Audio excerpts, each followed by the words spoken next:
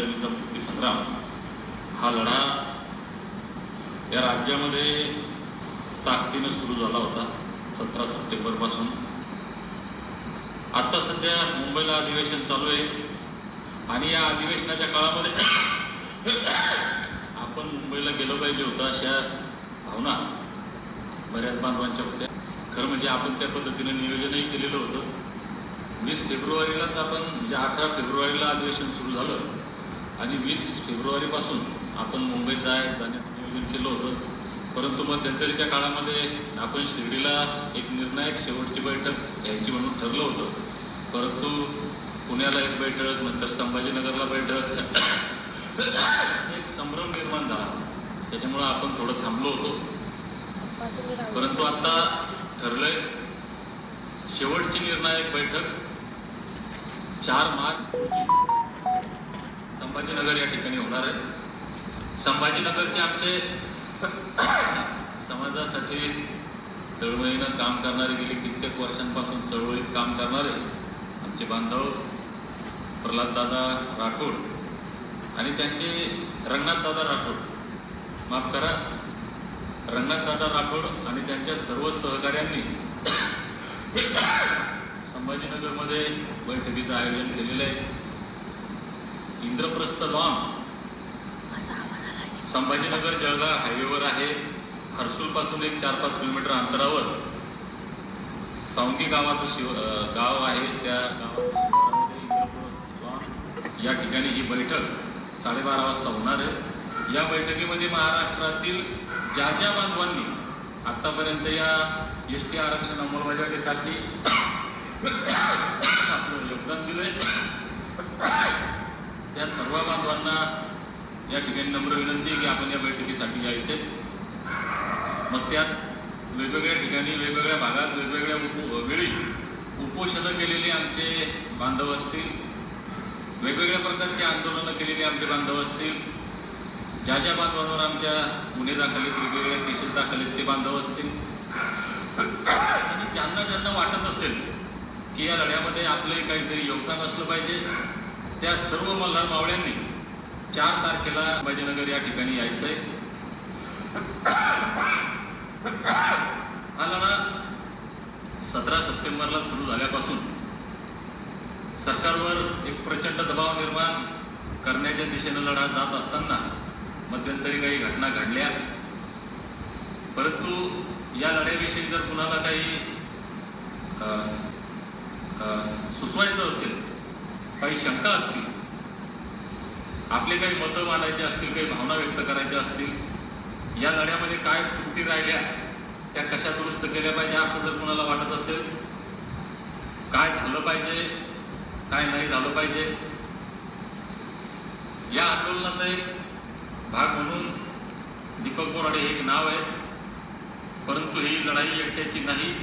मी नेहमी म्हणत असतो की एकट्यानं काहीच होत नाही, एकीनं काही होऊ शकतं। म्हणून सर्व समाज बांधवांच्या विचारातच हा लढा पुढे चाललेला आहे।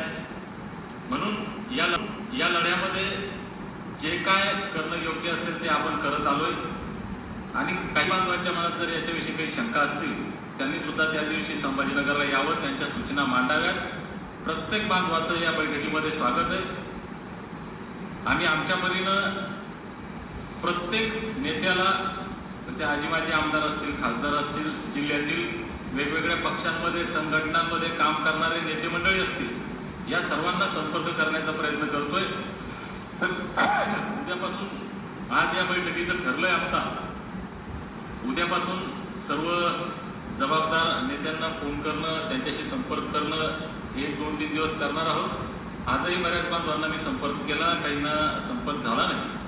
परंतु दीपक बोराडे या बैठकीचा आयोजक नाही, आमचे रंगनाथदादा असतील राठोड किंवा त्यांचे सहकारी हे या बैठकीचे आयोजक नाही, तर महाराष्ट्रातील प्रत्येक मल्हार मावळ्याला ज्याला वाटतं की एसटी आरक्षणाची अंमलबजावणी झाली पाहिजे, गेल्या 7 दशकांपासूनचा हा धनगरांवरील अन्याय दूर झाला पाहिजे, आमच्या घटनादत्त अधिकाराची अंमलबजावणी झाली पाहिजे, आमच्या लेकराबाळांचं कल्याण झालं पाहिजे, तो प्रत्येक बांधव या बैठकीचा आयोजक आहे, या लढ्याचा मुख्य घटक आहे, म्हणून ही प्रत्येकाची जबाबदारी आहे की दीपक कोराडे कोणाला तरी फोन करेल किंवा रंगनाथ दादा कोणाला तरी फोन करतील किंवा संभाजीनगरमधून कोणीतरी आयोजक फोन करतील.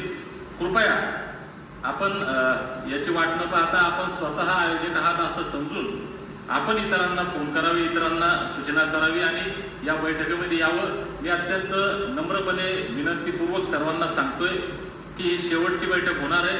या बैठकीमध्ये मुंबईत जाण्याची तारीख, मुंबईच्या आंदोलनातलं सगळं नियोजन 100% ठरणार आहे. त्यामुळे या बैठकीत येऊन आपली मतं आपण मांडावीत. ज्या आमच्या बांधवांना या बैठकीसाठी येणं शक्य नसेल, काही अडचणी असतील, त्या बांधवांनी त्यांच्या सूचना फोन करून मला वैयक्तिक असेल किंवा संयोजन समितीतील इतर आमचे जे बांधव असतील यांना आपण कळवल्या तर चालेल. शिर्डीच्या बैठकीमध्ये एक संयोजन समिती राज्यस्तरीय, एक जिल्हास्तरीय, एक तालुकास्तरीय समिती बनवण्याचं नियोजन झालं होतं. राज्यस्तरीय समितीमध्ये काही बांधव आपण घेतलेले आहेत. ज्यांना कुणाला राज्यस्तरीय समितीमध्ये काम करण्याची किंवा आपलं योगदान देण्याची इच्छा आहे त्यांनी आपले नावं सुचवावेत. जिल्ह्याच्या स्तरावर जे काम करणारे इच्छुक असतील त्यांनी आपली नावं सुचवावेत. तालुका स्तरावर, गाव पातळीवर जे बांधवाची जबाबदारी घेण्यासाठी उत्सुक असतील, जे योगदान देण्यासाठी इच्छुक असतील त्यांनी निश्चितपणे आमच्याशी कोणाशी संपर्क साधला तरी चालेल. लवकरच ते उद्याच्याच बैठकीमध्ये राज्य स्तरावरील समिती सुद्धा त्या ठिकाणी जाहीर केल्या जाईल. शिर्डीमध्ये समिती बनवलेली आहे, पण ती अगोदरही होती, शिर्डीच्या अगोदरही होती, परंतु जाहीर नव्हती. ती आता 4 मार्च रोजी जाहीर केली जाईल. त्याच्यामुळे ज्यांना कुणाला या समितीमध्ये योगदान देण्याची, काम करण्याची इच्छा आहे त्यांनी सुद्धा आपले नावं या ठिकाणी कळवावे. परत एकदा नम्र विनंती करतो, ज्या बांधवांच्या आमच्या मनामध्ये या लढ्याविषयी काही शंका असतील, या लढ्यामध्ये काही त्रुटी राहिल्या असं काही वाटत असेल, आमचंही काही चुकलं असं वाटत असेल, त्यांनी कृपया 4 मार्च रोजी संभाजीनगर येथे होणाऱ्या बैठकीमध्ये यावं. आपली मतं, आपल्या भावना आमच्यासाठी महत्वाच्या आहेत. तर बांधवांनो, भेटूया 4 मार्च 2026 रोजी इंद्रप्रस्थ लॉन, सावंगी, संभाजीनगर, जळगाव बायपास या ठिकाणी शेवटची निर्णायक बैठक. आणि याच बैठकीमध्ये निर्णय होणार आहे मुंबईला कोणत्या तारखेला जायचं, कसं जायचं आणि ते आंदोलन कसं करायचं. फोन करून, मेसेज करून सुद्धा आपण कळवू शकता. आपली मतं, आपल्या भावना आमच्यासाठी महत्वाच्या आहेत. तर बांधवांनो, भेटूया 4 मार्च 2026 रोजी इंद्रप्रस्थ लॉन, सावंगी, संभाजीनगर, जळगाव बायपास या ठिकाणी शेवटची निर्णायक बैठक. आणि याच बैठकीमध्ये निर्णय होणार आहे मुंबईला कोणत्या तारखेला जायचं, कसं जायचं आणि ते आंदोलन कसं करायचं. या लढाईला शेवटची लढाई म्हणून कसं लढायचं हे सर्व नियोजन 4 मार्चच्या बैठकीमध्ये होणार आहे. म्हणून संभाजीनगरच्या बांधवांनी जरी ही बैठक ठेवलेली असेल तरी ही बैठक राज्यस्तरीय आहे. त्याच्यामुळे संभाजीनगरचे बांधव त्यांनी तिथली नियोजनाची जबाबदारी घेतली आहे. पण राज्यातील प्रत्येक मल्हार मावळा ज्याला असं वाटतं की या लढाईमध्ये आपलं योगदान असलं पाहिजे, तो प्रत्येक बांधव या बैठकीचा आयोजक, संयोजक आहे असं समजून आपण या बैठकीसाठी यावं ही विनंती करतो. धन्यवाद.